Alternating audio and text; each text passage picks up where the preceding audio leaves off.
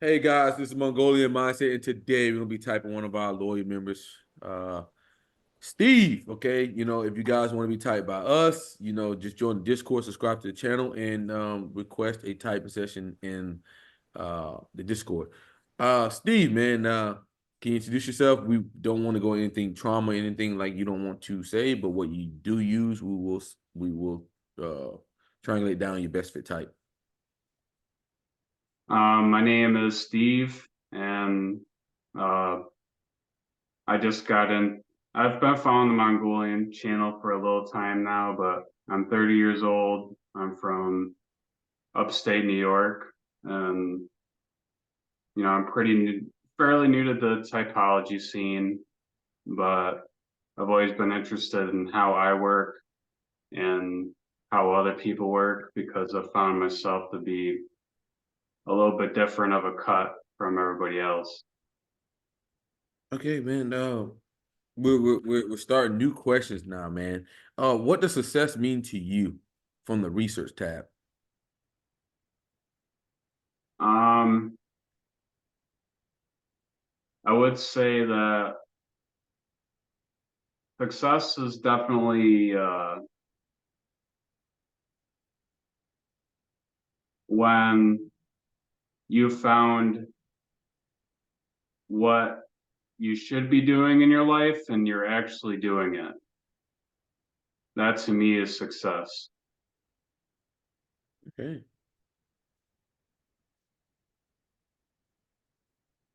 should be doing and doing it. Right. Pretty summed up. Okay.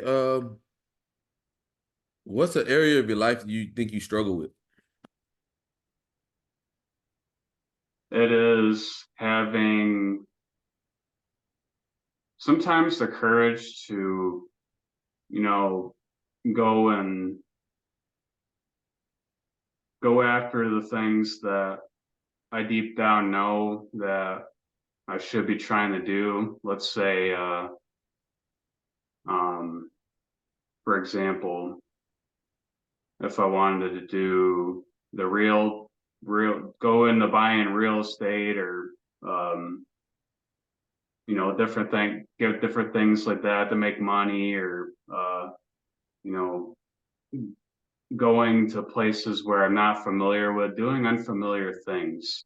Hmm. That's the hardest for me. What do you think like stops you from doing this? Is it just like information? Like what do you think stops you from doing it?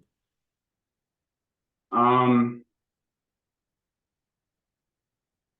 I think it's definitely like the fear of looking awkward, I guess, Hmm. and feeling awkward. Hmm. Um, Maybe some of the consequences of at first of doing things that are new, Okay. which honestly, I already got your type, bro. We already in there. I already got your type. So what I would recommend for someone like yourself is what really helped me is to think about things as in one move instead of think about things as a whole. Sometimes you gotta like zoom in on something, right? So like let's say if you are playing bowling, right? So just worry about the next move, and the next move, and stop thinking about like what people are thinking behind you, the whole group around you, like your success, everything. Just worry about your independent actions, and that's gonna help you get like out of that like kind of paralysis analysis. A lot of time it happens to myself as well. But what I've really learned is that if I can like go out and just start thinking like, okay, I need to control what I can control and do that to the best of my abilities. That's when I get the best results, right? So it's like if my arm is to go straight and I got to roll, then I need to focus on, all right, make sure your arm goes straight. Don't worry about everything that's going around you. Make sure your arm goes straight. You know what I'm saying? Like you just want to focus on like your independent action and not other people. So you got to like refocus on it because a lot of times you can get like, oh my God, what is this person gonna think if I fuck up? Like you could be thinking like, oh my God, these people gonna think I'm not who I say I am. You could be thinking like, oh my God, I'm a loser or I'm awkward, everybody's gonna know like I'm a nerd or weird or all over the place. But if you just do what you're supposed to do and realize that people are so focused on themselves, they'll never realize you. That's the most amazing thing. Like they're so focused on themselves, they'll never realize you. So That's pretty that's good my advice. yeah, that's the best advice I give. Shelly, you got anything you want to ask? I got you tight, man, already. Sure. What are some things that people do that make you angry? Hmm. Um, I guess, man, hard for me to be concrete on stuff and stuff like that. I guess it would be like not being aware of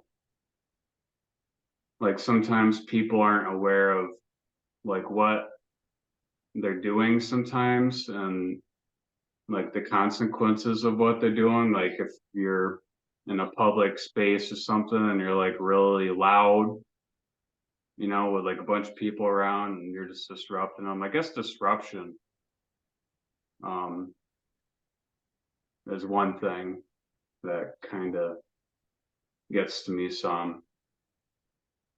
And then being, I guess, hmm,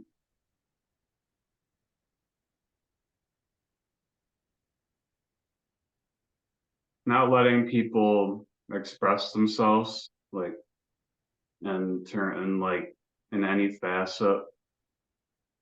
And the facets could be like if you believe in these things or other things, you know, whatever political side you're on.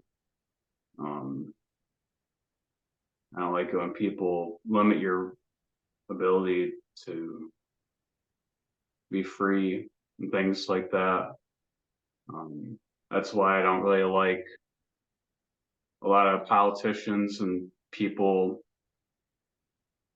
up at the top because, you know, the things that they value don't, you know, don't agree with mine, which is, you know, I mean, they're different people in different, you know, places. So, you know, I can't really, you know, until I'm in their shoes, I can't really say too much.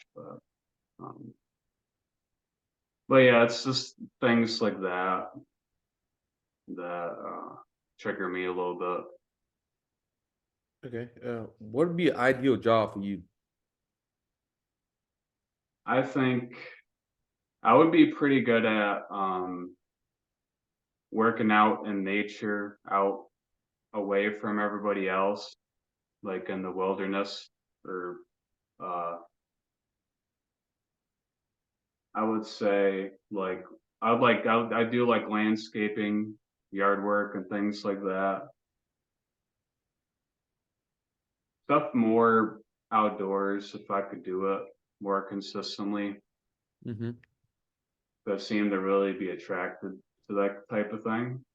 More, I used to be like a gamer and a lot of things like that, but now I kind of, as I've gotten older, I valued more of, you know, what's going on the outside, you know. Mm-hmm. Okay. Okay. So, what are the things like that motivates you every day? What are some like motivations that you seem to use? I'm motivated by, I guess, continuous progress in life. Like I, I mean, there's things, mundane things that I have to do, like that keep myself in shape enough to live every day. But besides that, you know, I like the idea of, you know, improving on myself and, you know, becoming more of the image. that I want to be, the aesthetic and maybe not just physically speaking, mentally and speaking, and socially speaking, like all those kinds of things.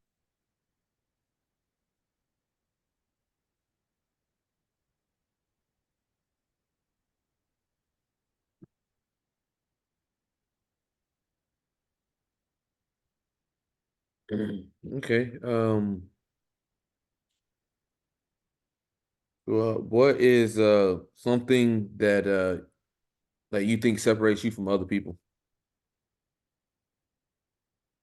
It's definitely my ability to feel the atmosphere of of people's what people are giving off for um their feelings and what they're expressing. Like I can feel it so much that I feel like I am like the other person. I feel like I am them. Like that's how much how much more how receptive I am of what what they're putting off.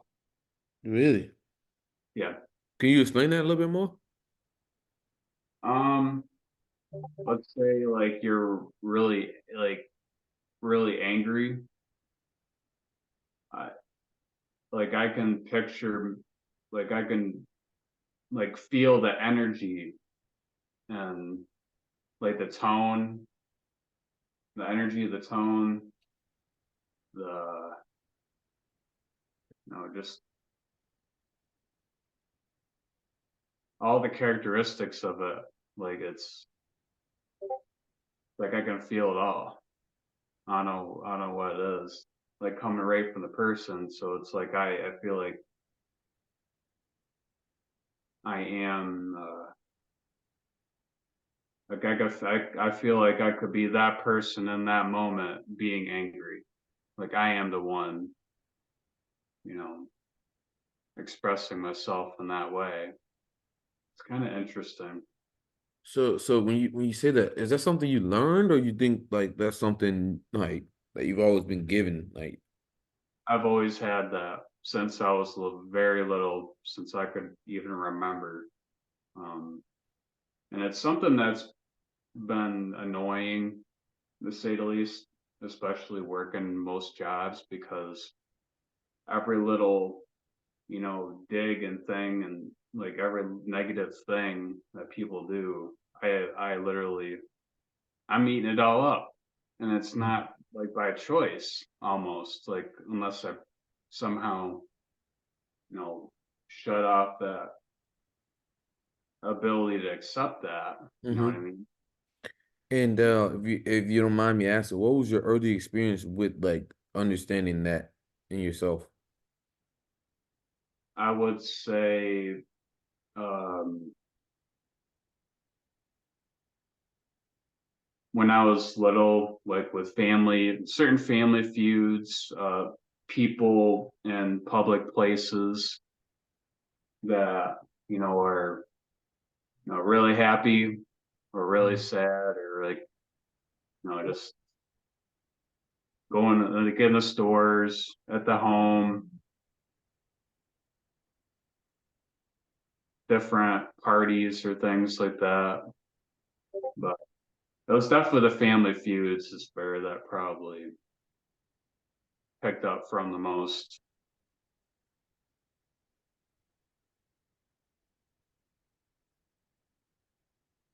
Okay, okay. Shelly, got anything?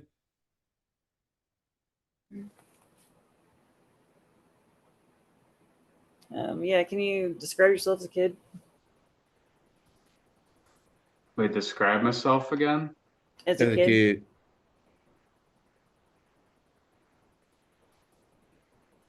Um, I would say, like me as a person, I'm definitely a very receptive, very caring, in a sense that like it makes me. I care so much that it makes me like I do more, like I worry about,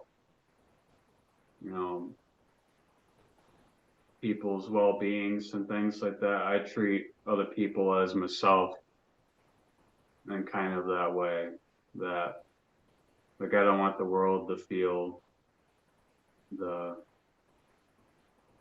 negativity and like all the like liberties and things like that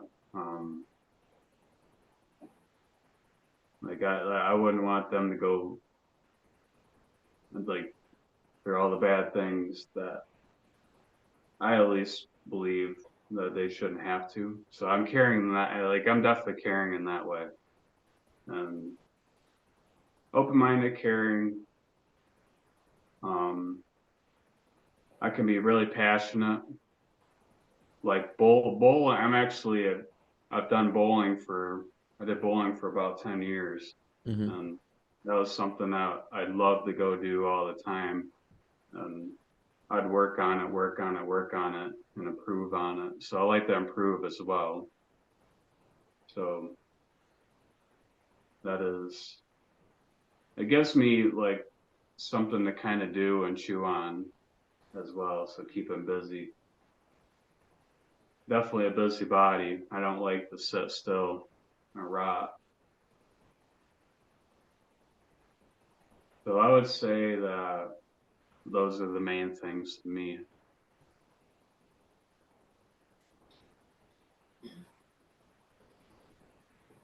Shelly, anything? Yeah. How do you feel if there's like controversy going on around you?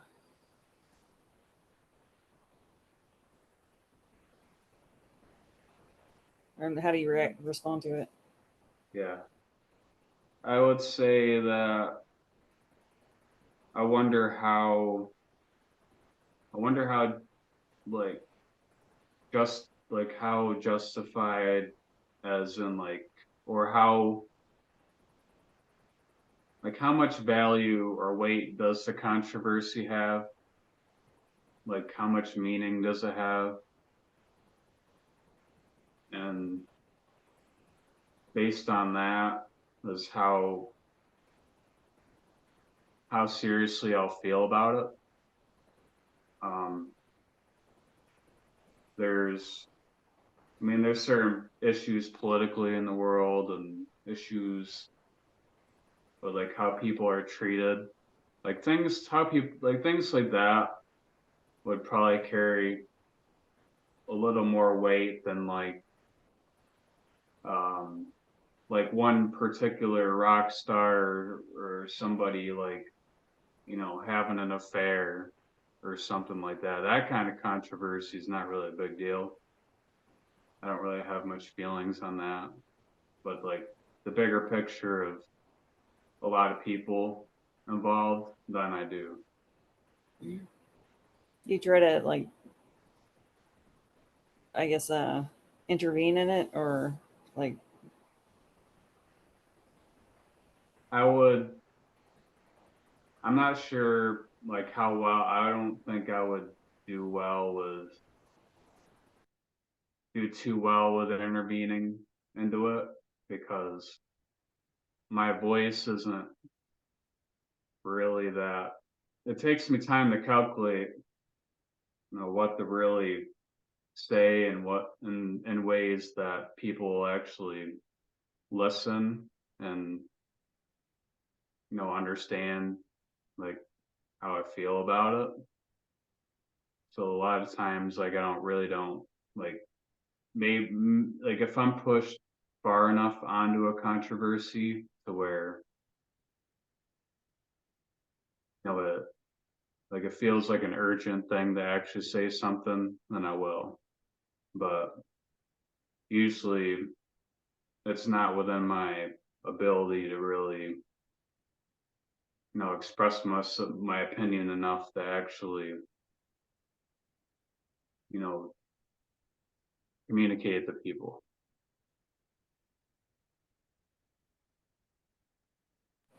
how do you know if what someone's saying is true or not?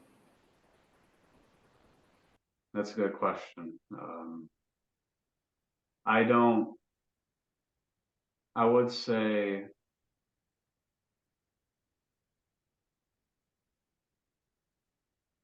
I would only know if I have a true sense if it is true, or if I don't. If I do not, then it's up in the air. Like, I don't really know for sure until like I know the facts for myself.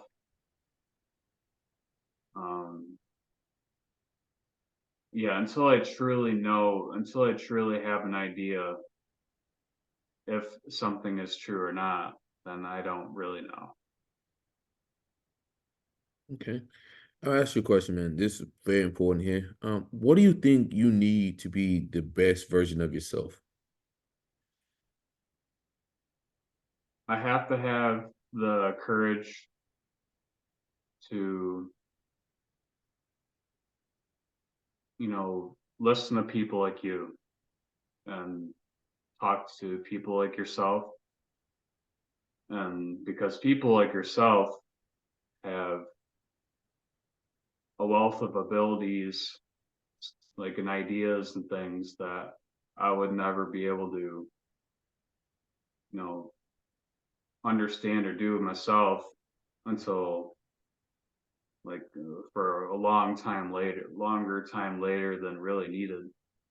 I think that's not true, man. I think you could do anything that I do, man. I honestly never think of myself as someone special. Like tell everybody the same thing. Man, I'm a dyslexic.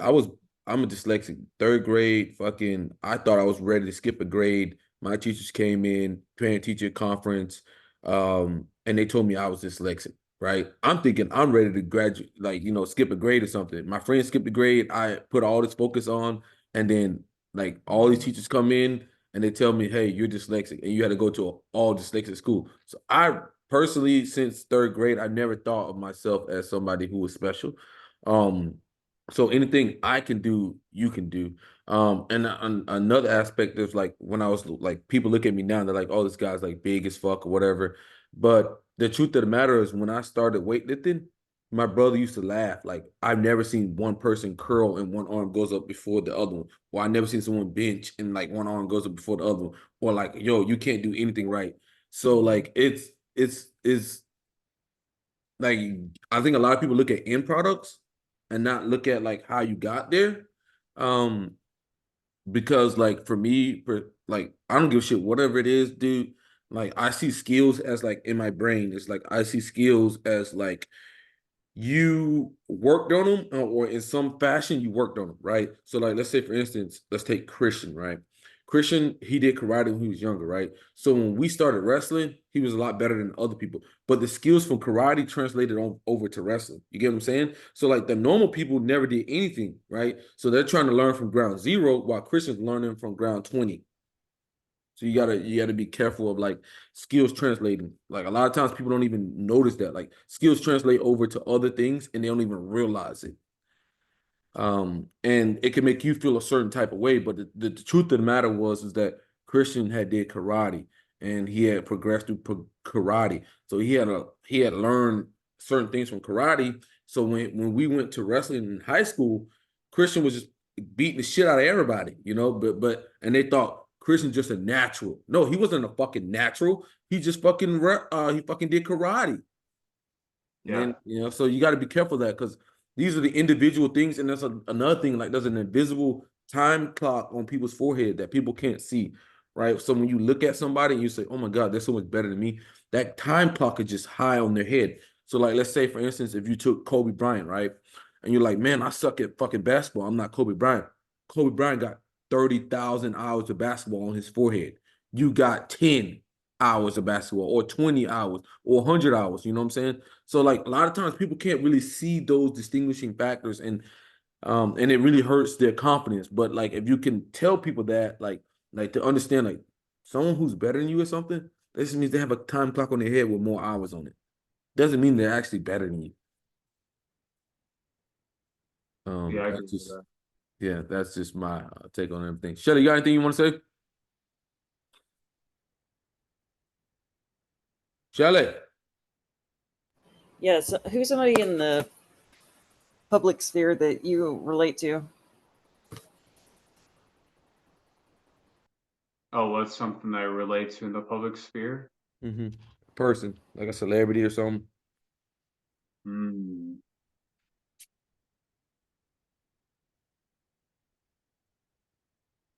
I would say, um,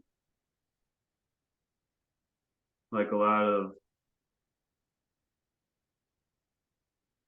like Kurt Cobain was somebody I never really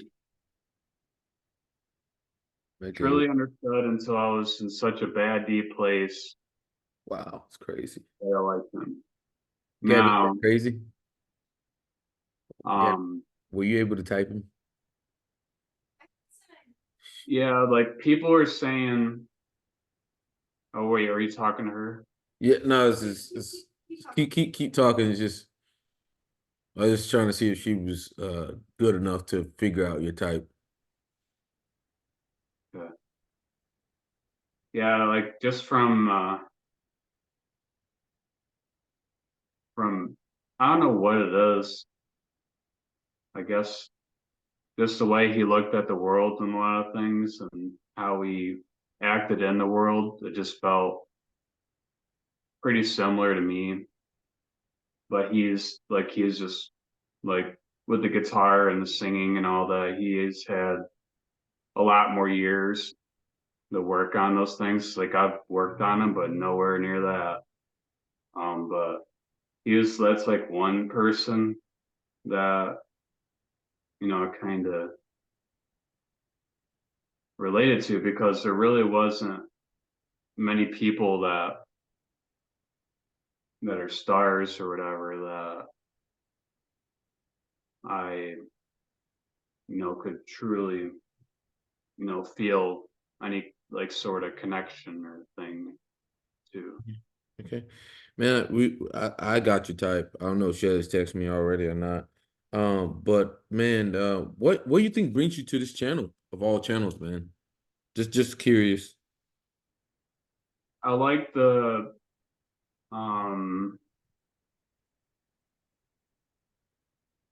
I think it's cool that you, you and the others do such a good job with covering how people function and Mhm.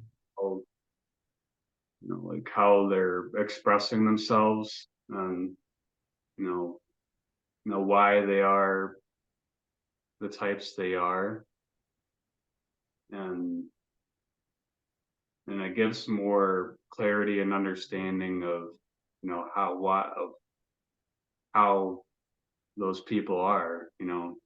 and that and like you guys I just don't see many other channels as good, to be honest with you. I was just interested because like in general, we don't get a lot of your types on my channel, generally speaking. I wish we would get a lot more of them. Shelly, you ready? Yeah, You didn't text me, but I have his type. Do you agree? yeah. How do you know? Is it our intuition working together? All right, man. So we got your type, brother. So what I noticed about you, man, is immediately early on, it's like I knew you were direct, right? Specific, concise, and to the point. Like you don't like beat around the bush. It is just there. It's a lot of closed-ended statements. It's not open-ended. So that eliminates 8 types. We you were talking about continued progress in life, improving on yourself. So that means your progression. Like you're always looking for the progression of things. And unfortunately, brother, we talked and we went on a very exclusive talk about like SC inferior for yourself, like freezing up when the moment's on you and not being able to be in the moment and things of that nature. So that right there, we were talking about an SC inferior type thing. So that eliminates you down to 2 types right there. just if I was just going off that, like there's multiple ways that I get to the conclusion, but it's like I'm always like triple checking, double checking myself on anything that I get. Where I'm looking at like core needs, or I'm looking at inferior functions, or like I'm just like breaking it down. But those are just ways that like I arrive to the conclusion that you are an INFJ. And the thing about another big thing was like the people. I think you kept going back to that. It's a very importance on the people. Even when given a scenario of somebody that you identify with another INFJ, which is Kurt Cobain. Um, I don't know if you watched my channel enough to figure out that he was an INFJ. But yeah, you are an INFJ. Okay. Yeah. What'd you type yourself as? I think it's really rare that people get the type right initially. Mm-hmm. I typed myself originally as INFJ, and then there's a time where I doubted that typing because somebody else told me that I might not be. Mm-hmm. So I could see myself relating with other different types of people, Mm-hmm. and ISFP in certain ways, and ISTP and INFP in certain ways, but no. Then I finally got back to what I thought I originally was, and I just kind of I was definitely interested in what your guys' take was Mm-hmm. to Well, really get well, that. I think like a lot of times, and this might be like people might take it a certain type of way, but you can't let the opinion of others be uh the opinion that you have of yourself, right? Because a lot of times most people cut corners, most people don't read, most people don't understand, and most people are not gonna don't have very good reading comprehension, right? And then if they can read and comprehend, they can't use it. So when you put all those things together, it's like don't listen to morons. This is what I have to say all the time. I hate to be an asshole and be like, oh my God, but like you got to remember that things like somebody read something. I literally gave my friend a book. I was like, read this book.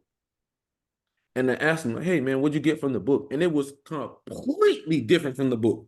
I was like, bro, what book did you fucking read? Like, what are you talking? Like, that's crazy. It's like it's so like you gotta understand that. It's like, man, that reading comprehension is a real problem. And just like people don't take it seriously. Like, like they don't really like take it seriously.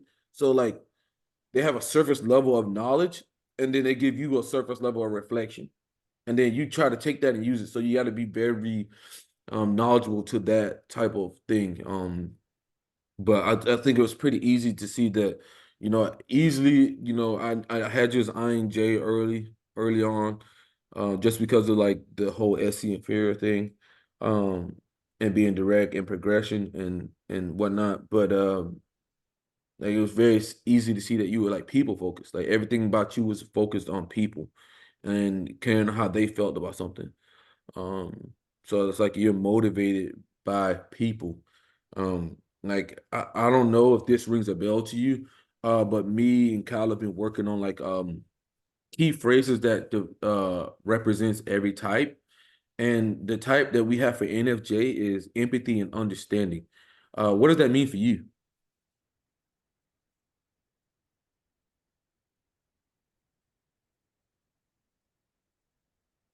Anything and understanding, you said? Empathy, empathy, and understanding. What does that mean for you? Like, if we were to use two words to describe you, do you think empathy and understanding would match to a T? Yeah, yeah. Me and Kyle have been working on like little like snippets or whatnot that we think of two words to describe each type, and like we have to like I like to check it off with the type, and say, does that resonate with you? Like, do you think those two words will resonate with your type? As in for myself, at NTJ, we got Kyle uses the word this is how it started the whole conversation, but he uses the word reputation and delegation. Like NTJs really care about that reputation, and they really care about delegating some shit off so they don't have to do it. Really, really, like if you want to get to the heart of making an NTJ do something, go after that reputation. Oh, you got a reputation for being this. You got a reputation for doing this. They'll make sure they get their ass up and do it. But they'll also try to delegate anything off. Like for instance, Gabby came over this morning and I was like, Gabby, where you want to go to get food, right? And I delegated her off to go get food for us. Like literally just delegated her off, like, take my card, Gabby. Like, whatever you want, order two of it. I don't even care. Like, I'm delegating it off. Like, it's just like, and Kyle's like, bro, the best words, reputation and delegation. Like, you guys are the best at that. So, like, we've been kind of putting these words together. Shelly, you got anything you want to say? Shelly, you No. humble motherfucker. No. You piece of fucking shit. Mm. Steven, you got anything you want to say, brother, before we head out, or anything you want to ask us? Not at this time, but If I'm just if blessed. if anything, my inbox is always open, right? If I had to say, if I had to guess your subtype, I would say you're very normalizing. So you're coming off as doubling down on chart decor style, right? So you're gonna be very process oriented like a motherfucker because like you're doubling down on your subtype. So like sometimes you can get like and for instance, you'll get an INTJ who is dominant, right? So they're not kind of doubling down, right? But then if you get Magnus Carlsen, right? He's a chess player. He's doubling down on his type, right? So he's an INTJ, but he's also chart the course INTJ. So he's normalizing. So it's like doubling down like that. He probably can't do anything without a process, right? Because like that, the normalizing type is very process oriented, and you seem to be very process oriented. I would probably say Enneagram wise, you're most likely a 6. You seem to be very good on anticipation and whatnot. Um, and that's what I got. I mean, you're free to look at. I haven't really put together like videos because I really want to put together like if you don't notice for me, I like to put together timeless videos, right? So I want to do things right one time, literally right one time. So like I have to pull in all these sources, sift through the sources, figure out what I think is correct, and then put it all into one like source, right? Because I don't want people to be, going through other things and saying something, it's just like it's just that's just how I see it. So that takes a little bit of time, and then also Enneagram is like a lot of work. But eventually I will be putting out videos on Enneagram. And I also have Gabby gave me a book on shadow work because she believes I need to do shadow work. I fucking hate it, but hate what But she's the one who started me on Enneagram. She gave me a little fucking shitty ass book, and was like, "Hey, you should read this book." INTP ass, and it led to like me going to Enneagram and trying to do all the other stuff. So that's what I got for you, brother. Anything, my inbox is always open. You can always message me. You can always ask me any questions. I'm always there for my people, man. Very thorough. But anything else, man? No, I'm just, like I said, I'm just grateful you guys, I was able to get the time in with you guys today, and I hope that, that whoever watches this video, that they understand more about the INFJ a little bit. So Yeah, man. And in the future, I would hope to get you on. In the future, we want to kind of get like panels on of like all INFJs or all like maybe INFJ and INTJ, to get the difference. So people can like crystallize those differences, and it can help people identify their type. I would definitely love to reach out to you in the future, man. Are you in the Facebook or the Discord? Discord and Facebook too. All right, well, man, it's been a pleasure, man. All right, Steve, man, reach out to you, man. Hey, you have a good time. Shelly, you got anything you want to say? You piece of shit hungover motherfucker. My head hurts. No. All right, Shelly, I see you in 10 minutes. All right, brother. Take it easy, man. Hey, thank you.